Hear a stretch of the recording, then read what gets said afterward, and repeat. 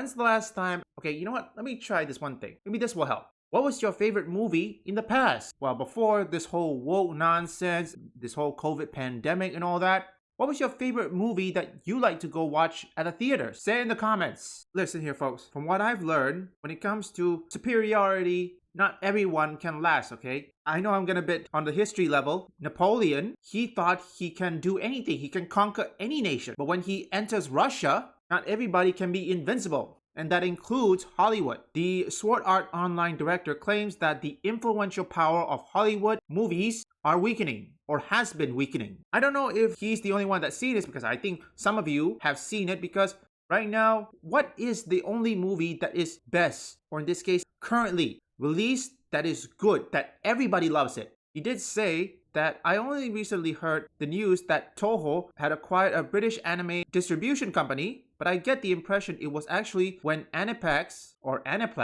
acquired Crunchyroll in 2020 that Japanese anime started exploding in popularity across the globe. Taking into consideration the WGA strike from a few years ago and the influence of COVID, it also seems that the influential power of Hollywood movies has been weakening. So I think Japanese anime have managed to become a good replacement for them. It does, although the problem is right now is the localization, okay? Right now, many anime creators are now going so far as to use AI.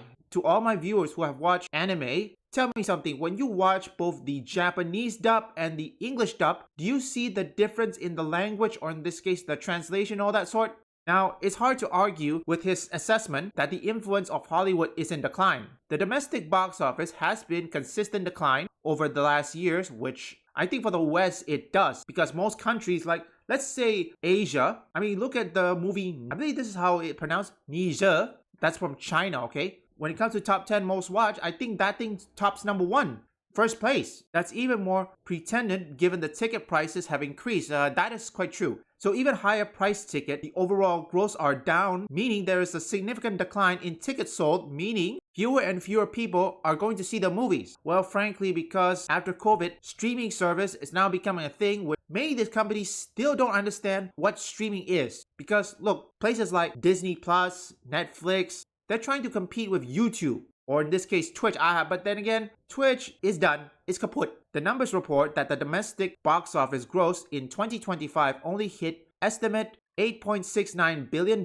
That's a shy of 1% of increase from 2024. However, it's still down nearly 30% compared to 2019 before the pandemic, when the gross reached as far as $11.2 billion. On top of the box office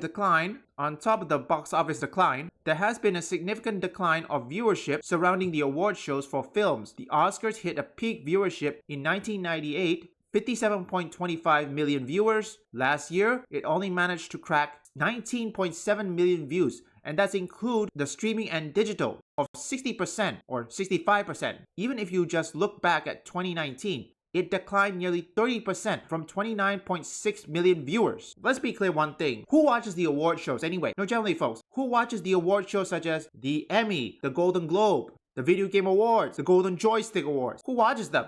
When Ito believes anime is filling the gap, it's more likely it's been overwhelmingly filled by online influencers. For example, Mr. Beast has achieved over 104 billion viewers on just his primary YouTube channel alone. TikTok influencers Charlie D'Amelio regularly achieve 500 million to 1 billion views on her clips. On his top assessment that Hollywood influence is waning and anime is filling the gap, Ito also shared a warning about anime worrying about global appeal. Oh yeah, here it is. There has been many cases where focusing too much on global appeal led to failure. I think Japanese people's idea what could be well received worldwide is probably something people overseas don't enjoy. However, the emphasis on political correctness is strong in America, so they might think Japan is the only country that still produces works in which scantily clad girls battle, the kind of stuff that would be considered strange in North America. Unfortunately, Ito's comments about America were closer to the truth about 40 years ago. Today, not as much, as our culture has been overrun by pornography. I'm John. I don't know what to say, folks. Nevertheless, Ito is right. I guess today is not so much. The culture is overrun by pornography, smut, and women wear underwear as swimsuit. Nevertheless, Ito is right. Global appeal in the form of slavery to the various tentacles of woke ideology has led to failure. One need to look no further than Square Enix Forspoken or the Netflix live-action Death Note.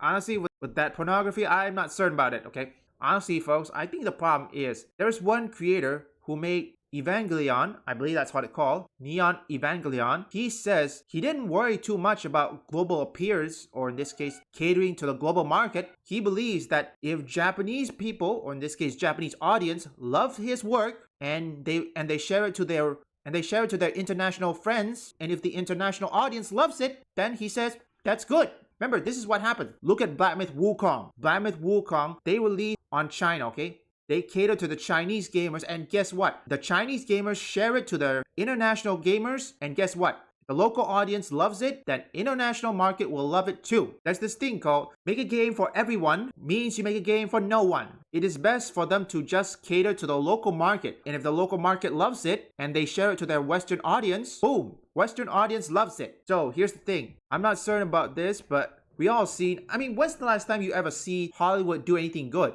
Yeah, when it comes to movies. I know Anaconda, I think I watched Anaconda, it was good. Nothing too political. Paul Rudd was funny. Jurassic World Rebirth, okay.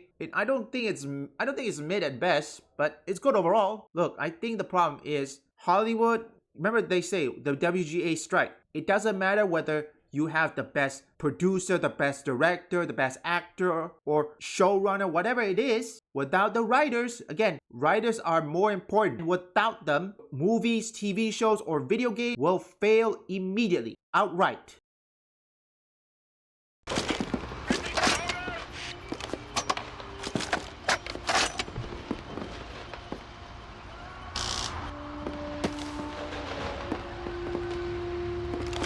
Look, this will certainly make some heads turn.